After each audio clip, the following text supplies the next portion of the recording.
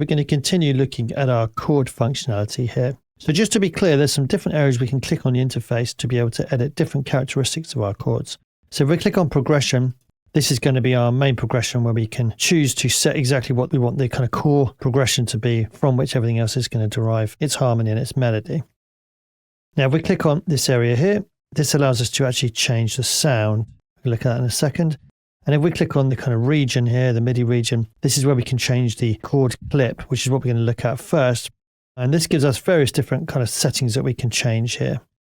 Okay, so first of all, we can generate a new performance, again using AI. And you can see this is changing characteristics down at the bottom here. So it's just a way of changing up the performance aspects using AI. So let's have a listen to that.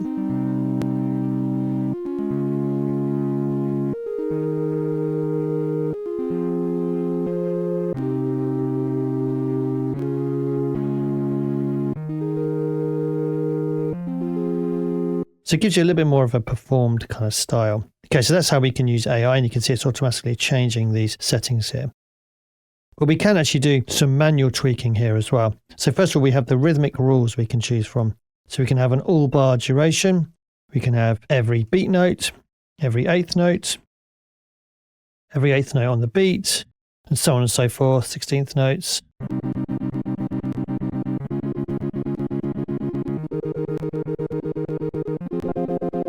As you can hear there. Now, if we were to generate new performances now, it's going to be using that rhythmic rule. So now we're going to have 16th note based performances. Let's actually just try a new sound while we're here. So let's go sound preset, keys. Let's try this.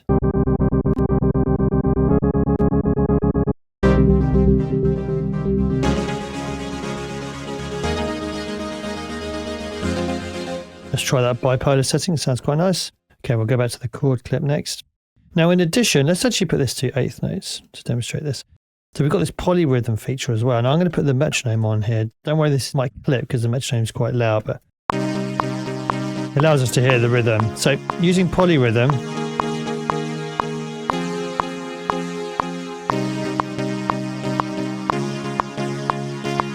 we can set up different kind of things like triplets.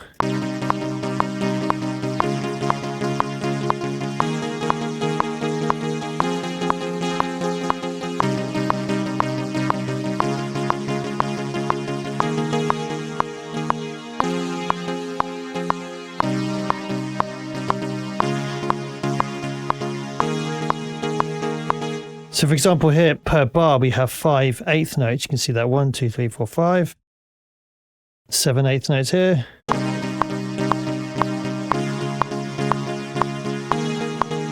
So it doesn't really matter, whether you understand exactly what that means. What matters is what it sounds like and if there's something which, again, inspires you to want to make music. So do you have those polyrhythmic options there as well? Okay, let's take this back to none. We'll stick with every eighth note. So next up we have polyphony. This is going to be the number of voices.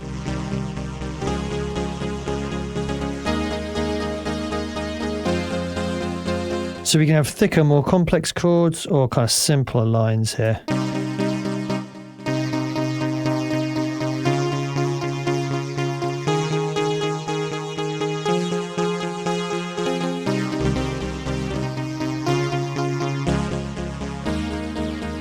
You get the picture there. Now spread is going to allow us to kind of spread these out so they're more open voices, so they're going to be spread more across the register. So lower settings, these notes are going to be closer together.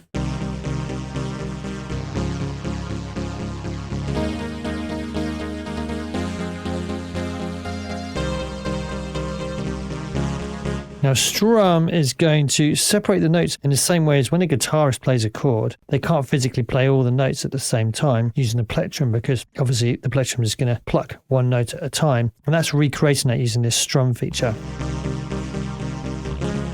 Okay, let's try this on different settings. So we'll go all bar duration.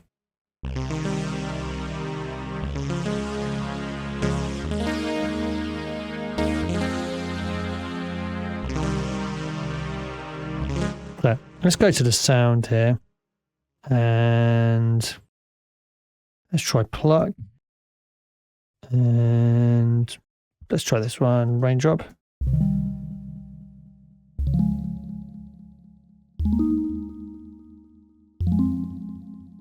So you can hear that more at work, that strum setting.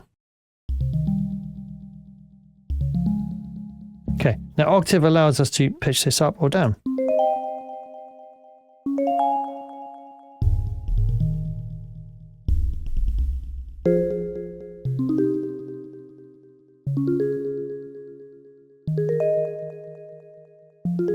Okay, so hopefully that gives you an idea of these settings here. Remember, of course, you can use the MIDI to drag this in whenever you're ready to generate MIDI to use in your DAW. Okay, so coming on to the sound settings. Now we can generate new settings so at random.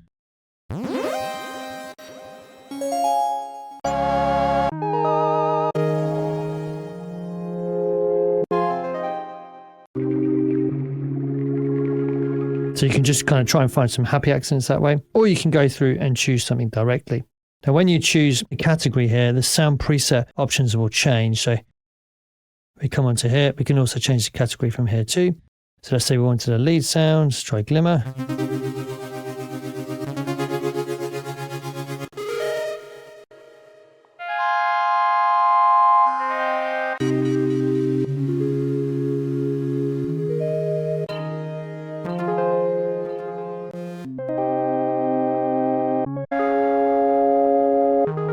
Now, in addition, we can favorite as well. That'll come up in our favorites list here. Now from here as well, we can change the volume and the pan. So this is like a rudimentary kind of mixer. Once we start stacking up tracks, you can change the volume and the pan for each one. And again, we had that MIDI option to drag this in. Okay, so in this video, we continued looking at some of our chord options, and we will have some crossover when we add an extra tracks because some of these settings are going to be replicated. So remember, there's 3 different places that we can click here. We can generate our main chord progression by clicking on progression. Click on the track here and we get the sound settings essentially, which is where we can go through and choose the kind of sound we want to play back on that track. And remember, we can generate this using AI like so. So it's going to just kind of come up with a sound at random. In addition, we can come to the sound presets for each one of our categories. The categories are here, and we also have the categories on the left here, and we can choose something directly as well. Like so. Now we can use volume control and a pan control to set the level and also the pan for each one of these tracks once we stack tracks up. In this case, we're looking at the chords, obviously. Now, when we click on the clip here, we get the chord clip option. And from here, we can again use AI to generate a performance. So this is going to make it sound a little bit more kind of live, like it's being performed. We can set rhythmic rules, and this is going to limit the AI to, say, every 8th note or every 16th note, for example. And we can set polyrhythms. So this is where we can do things like triplets and more interesting kind of rhythms to our parts. So let's try it 3/4, for example.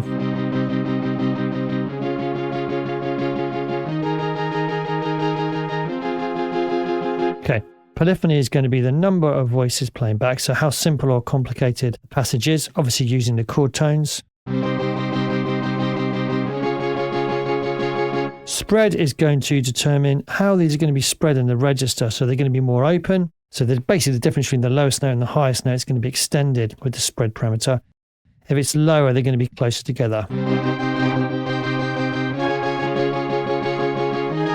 Obviously, that's going to be affected by the polyphony control as well.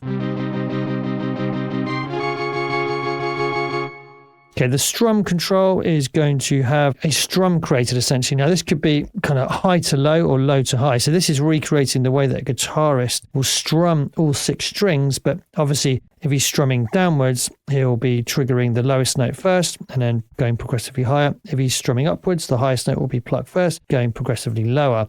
So by moving this left or right, you can see we're creating that. It's much easier to hear if we have an all bar duration.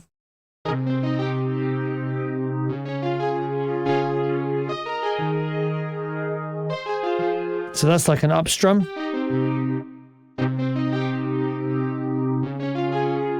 And a down strum. An octave is going to allow us to push this up or down in octaves. Careful how low you go.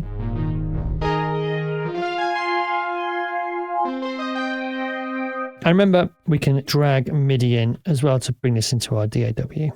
Okay, so now we've covered adding our chords in. In the next video, we're going to have a look at starting to add in some extra tracks. So I'll see you then. Thanks for watching.